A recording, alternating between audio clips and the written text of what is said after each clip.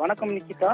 திருவள்ளூர் மாவட்டம் Poondi post office பிரிவில் வசிக்கும் சீனிவாசன் என்பவரது மகன் லோகேஷ் நேற்று இரவு திருவலாங்காடு அருகே உள்ள ஒரு கிராமத்தில் மர்மமான முறையில் அரை நிர்வாண கோலத்தில் பல்வேறு இடங்களில் வெட்டுப்பட்டு, அதாவது 20க்கும் மேற்பட்ட இடங்களில் வெட்டுப்பட்டு உயிரிழந்து கிடப்பதை அருகில் இருந்தவர்கள் பார்த்து காவல்துறையினருக்கு அளித்த தகவலின் பேரில் சம்பவ இடத்துக்கு விரைந்து சென்ற காவல்துறையினர் லோகேஷ் உடலை மீட்டு பிரேத பரிசோதனைக்காக திருவள்ளூர் மருத்துவக் கல்லூரி மருத்துவமனைக்கு அனுப்பி வைத்து விசாரணை மேற்கொண்டு வருகின்றனர்.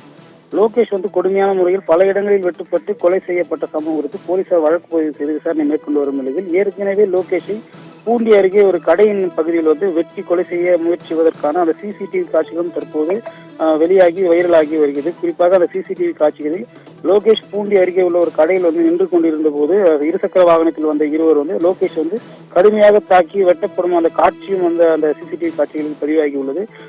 இருப்பினும் லோகேஷ் அங்கிருந்து தப்பி ஓடும் காட்சிகளும், அவரை அருகில் இருந்தவர்கள் மீட்டு தன்னை தாக்க முற்பட்டவர்களை ஓடுவது போன்ற காட்சிகளும் அங்கு உள்ளது. இதனை அடுத்து லோகேஷுக்கு ஏற்கனவே கொலை மிரட்டல் இருந்து வந்ததாக கூறப்படும் நிலையில் லோகேஷ் திருவிழாங்காடு அருகே, அதாவது அவரது உறவினர் வீட்டுக்கு சென்ற போது வெட்டி கொலை செய்யப்பட்டாரா அல்லது வேறேனும் அவர்களை அழைத்து அங்கு கொலை செய்வதற்காகவே அழைத்து சென்று கொலை செய்யப்பட்டனரா என்ற கோணத்தில் காவல்துறையினர் தீவிரமாக விசாரணை மேற்கொண்டு வருகின்றனர். குறிப்பாக பார்க்க போனால் அவர் அவருடைய கால் சட்டை என்று கூறக்கூடிய அந்த பேண்ட் முழுவதுமாக கலைந்த நிலையில் அரை நிர்வாண கோலத்தில் வெட்டுப்பட்டு இருக்கும் சம்பவம் மேலும் அதிர்ச்சியை ஏற்படுத்தியுள்ளது.